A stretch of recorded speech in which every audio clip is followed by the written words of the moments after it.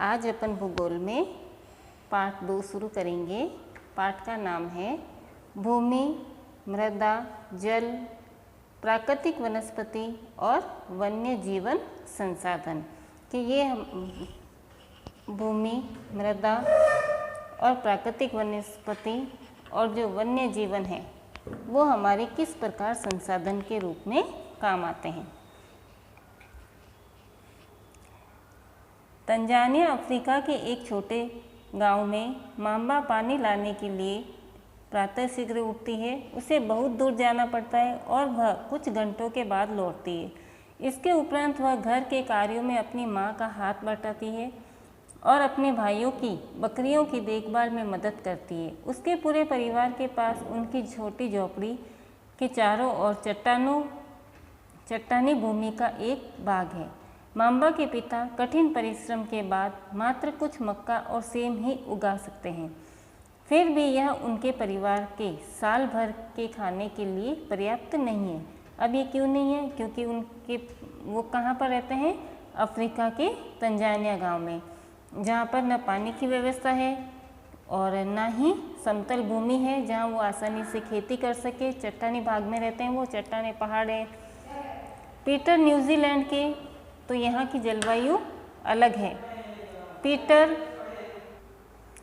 Peter New Zealand के भेड़ पालन प्रदेश के मध्यवर्ती भाग में रहता है, जहाँ उसका परिवार ऊन प्रक्रम करने का कारखाना चलाता है। प्रतिदिन जब पीटर स्कूल से लौटता है, वह अपने चाचा को अपनी भेड़ों की देखभाल करते हुए देखता है। उनका भेड़ों का बाड़ा कुछ दूरी पर पहाड़ियों से लगे हुए एक विस्तृत घास के मैदान में स्थित है। वहाँ नवीनतम प्रौद्योगिकी का उपयोग करते हुए एक वैज्ञानिक विधि से इसका प्रबंध किया जाता है। पीटर का परिवार जैविक कृषि द्वारा सब्जियां भी उगाता है। मांबा और पीटर विश्व के 2 विभिन्न स्थानों में रहते हैं और उनके जीवन व्यतीत करने में बहुत अंतर है।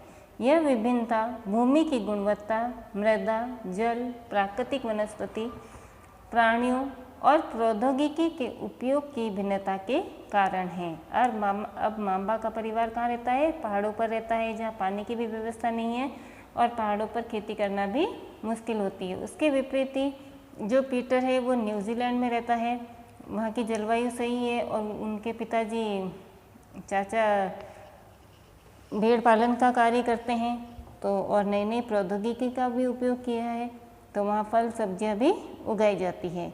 तो इस तरीके से अलग अलग विभिन्नता के कारण ही वहाँ का जीवन भी अलग अलग होता है। जैसे संसाधन उपलब्ध होते हैं वैसे ही वहाँ पर विकास होता है। विश्व की 90% जनसंख्या भूमि क्षेत्र के 30% भाग पर ही रहती है। से 70% भूमि पर या तो विरल जनसंख्या है या वह निर्जन है। अब जो हमारी पृथ्वी का 30% भाग है उस पर ही हम लोग निवास करते हैं। बाकी पर क्या है? समुद्र है, पहाड़ है, ये सारी चीज़ें हैं, मरुस्थल है, ये सब। अब हम पढ़ते हैं भूमि के बारे में। तो भूमि संसाधन क्या होता है? तो जितनी भी जमीन है जिस पर हम रहते हैं वो क्या है? भूमि संसाधन। और भूमि हमारे लिए बहुत ही महत्वपूर्ण है। तो सभी महत्वपूर्ण प्राकृतिक संसाधनों में भूमि भी शामिल है। भूपृष्ठ के कुल क्षेत्रफल का लगभग 30% भाग भूमि है और 30% भाग जमीन का है और उस पर हम रहते हैं। यही नहीं, इस थोड़े से प्रतिशत के भी सभी भाग आवास योग्य नहीं है और इस 30% भाग में भी कुछ ऐसे भाग भी हैं जहां हम रह नहीं सकते।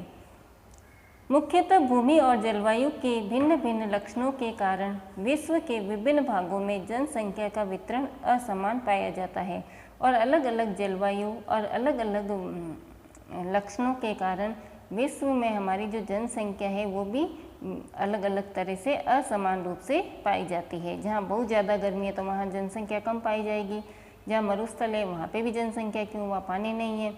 और जहाँ पर सारी सुविधाएं हैं, मौसम जलवायु भी अच्छी है, पानी की व्यवस्था है, तो वहाँ पर जनसंख्या ज़्यादा पाई जाएगी। तो इस तरीके से वहाँ पर असमानता भी पाई जाती है।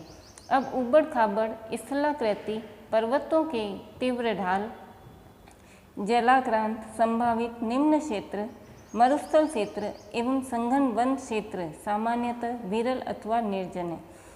उर्वर मैदानों और नदी घाटियों में कृषि के लिए उपयुक्त भूमि उपलब्ध है, इसीलिए ये स्थान विश्व के संघन बसे हुए क्षेत्र हैं।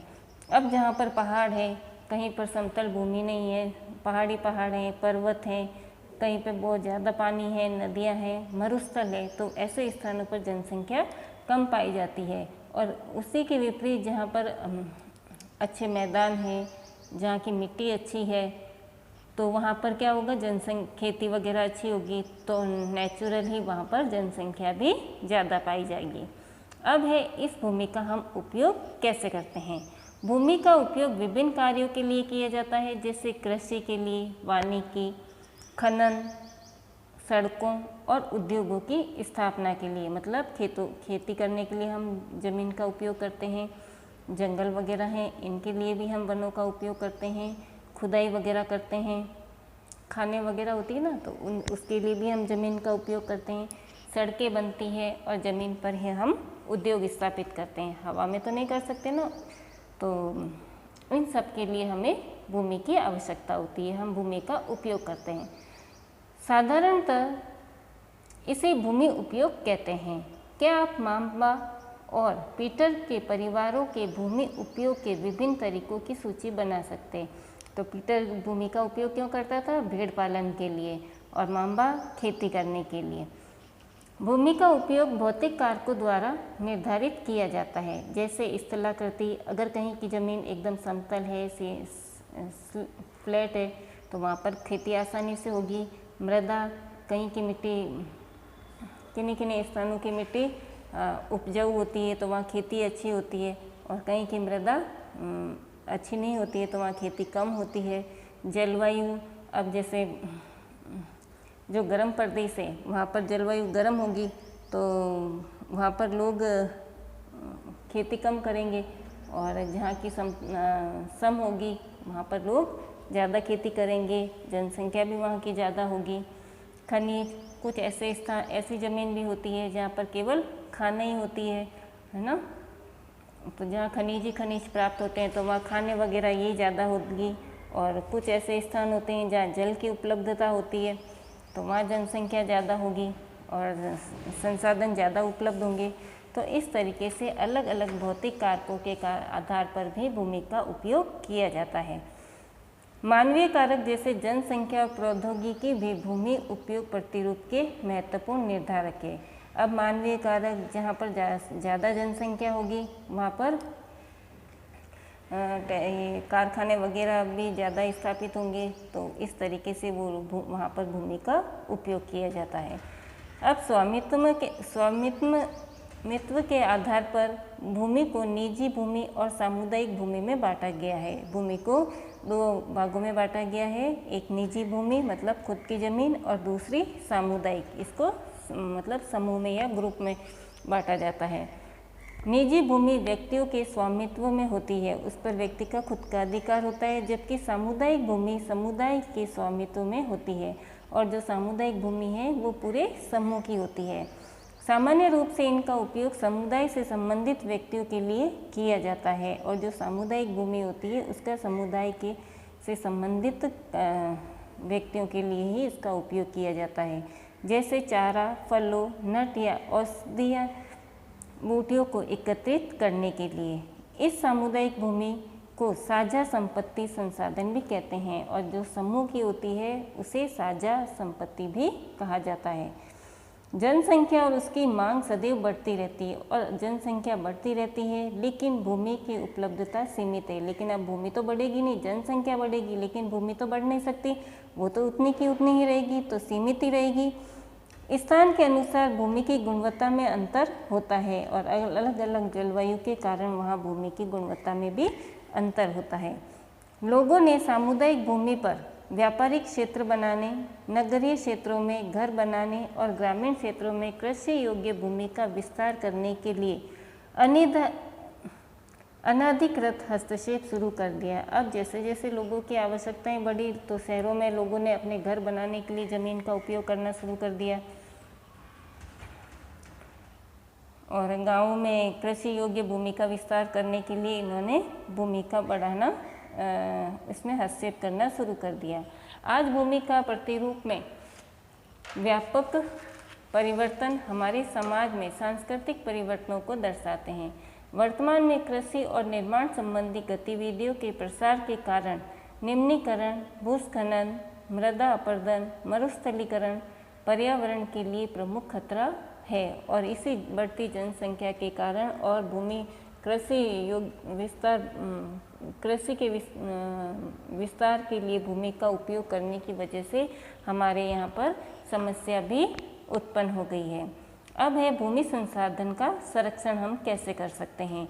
तो बढ़ती जनसंख्या, इसकी बढ़ती मांगों के कारण अब जनसंख्या बढ़ेगी तो उनकी आवश्यकताएं भी बढ़ेगी, तो इसके कारण वन भूमि और कृषि योग्य भूमि का बड़े पैमाने पर विनाश हो रहा है। लोग जंगलों को काटकर वहाँ पर अपना निवास बनाने लग गए हैं, तो जंगलों का विनाश हो रहा है। इससे इस प्राकृतिक संसाधन के समाप्त होने का डर पैदा हो गया है और इससे ऐसा लगता है कि एक दिन जंगल पूरे नष्ट हो जाएंगे। इसीलिए विनाश की वर्तमान दर को अवश्य ही रोकना चाहिए। वन रोपण, भूमि उद्धार, तो हमें अधिक से अधिक वनों का विस्तार करना चाहिए, पेड़ लगाने चाहिए। भूमि उद्धार, भूमि का सही ढंग से उपयोग करना चाहिए। रासायनिक कीटनाशकों और उर्वरकों के विनियमित उपयोग और कीटनाशक वगैरह है ना, जमीनों लोग खेतों में कीटनाशक का ज़्यादा उपयोग करते हैं और ये बीजों का उपयोग करते हैं जिससे अच्छी खेती होती है, लेकिन उससे जो मृदा है, मिट्टी है, उसकी उर्वरा शक्ति भी कम होती जाती है। तो इसका अधिक से हमें ज़्यादा उपयोग नहीं करना चाहिए। जो प्राकृतिक खाद है उसी का उपयोग करना चाहिए। अतिचारण पर रोक आदि। भूमि संरक्षण के